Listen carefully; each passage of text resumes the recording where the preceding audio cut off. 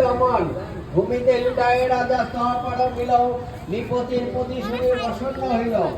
রাজা বলে পুতুলে অর্চনা করিবে, গুণ দুর্গা আটা দিয়া সিন্ধি করিবে, পূজার বিধান সব কহিলাঞ্ছন ভক্তির প্রধান তার চিতে ধনী গিয়া স্বপ্ন দেশে কহিল তাহারে, শুনো শুনো মহারাজ আমার ভারতী, শঙ্কপতি সদাগরে দাও হে মুপতি, চোর নহে সদাগর অত্যন্ত সজন, তার প্রতি কেন রোষ কর কারণ, অবিলম্বে তার কোপে তারপর দুর্গতি হইল।